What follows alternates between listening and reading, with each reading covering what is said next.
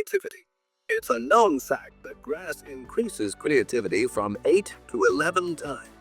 In fact, everyone finds that they're more creative stoned. That's strange. So remember, M-A-R-I-J-U? N-E-U-A-N-A. Marijuana. Marijuana. T-G-I-T-H-C. Welcome to the Maurologue for March 28th. And let's fire up the verbal fireworks and celebrate some birthdays, breakthroughs, and beautiful reminders that life, like a great playoff series, is best lived in sudden death overtime. All right, we're going to start with a Born This Day banger. Lady Gaga, the pop priestess of reinvention, turns 39 today, and she is still serving more looks, hooks, and emotional left hooks than most of us can handle. From Just Dance to Oscar glory, Gaga's newest era is called Mayhem. And yes, she'll be unleashing it on tour soon.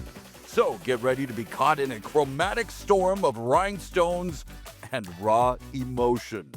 Also celebrating a B-Day today, Vince Vaughn turns 55. The motor-mouthed maestro of Wedding Crashers and Dodgeball fame is another year wiser and probably still quoting his own movies at family barbecues. Did you know he's a massive hockey fan? I do, because tonight I'm hitting the Langley Event Center for playoff puck with my mom and brother. And tomorrow it's meatballs and memories at the Italo-Canadian banquet with the fam at the same venue. Manja and mayhem, just how I like my weekends. But before I lace up my skates or just put on my Skechers slip-on sneakers, or slip-in? Is it slip-on or slip-in? I think it's slip-in for Skechers purposes. And yes, Skechers, you owe me a free pair of shoes for promoting you on this mighty podcast known as the Maurologue. I will be taking brisk arena walks during intermission, getting even more steps in. But here is a little Western Hockey League plot twist for your sports soap opera brain. The Spokane Chiefs, out of Spokane, Washington, well, they're the higher seed, but they're starting their first-round series on the road against the Vancouver Giants. Why, you might ask? Because the NCAA Women's Basketball Tournament swiped their home rink. March Madness meet arena logistics. So Game 1 WHL playoffs tonight. Giants playing host to the higher-seeded Spokane Chiefs. Game gets underway at 7 o'clock. Hope to see you there. In other sports news, on this day in 1972, Wilt Chamberlain, the 7'1" statistical supernova, hung up his sneakers. The man dropped 100 points in a single game. That's not just a record, it's basketball mythology.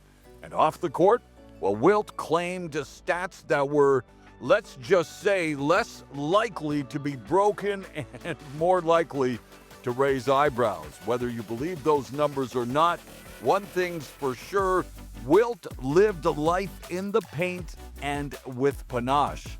Wilt giving his stilt a lot of work.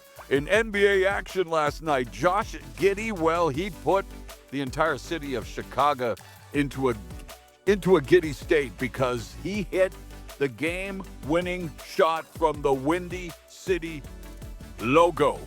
They are going gaga for Giddey in the Windy City. The Bulls stunned the Lakers in one of the wildest NBA finishes ever. Did you see the highlights of this thing? 13 points scored in the final 12.6 seconds. Yes, that's more than a point a second, capped by Giddey's half-court miracle. The final score, 119-117. And yeah, the longest game winner in Chicago Bulls history. Eat your heart out, your royal airness. From hardwood history to hardball hope, Major League Baseball is back, baby, and no one embodies the spirit of the season quite like J.C. Escarra. This guy went from Uber driver to substitute teacher to New York Yankee. That's not a career arc. That's a damn movie montage.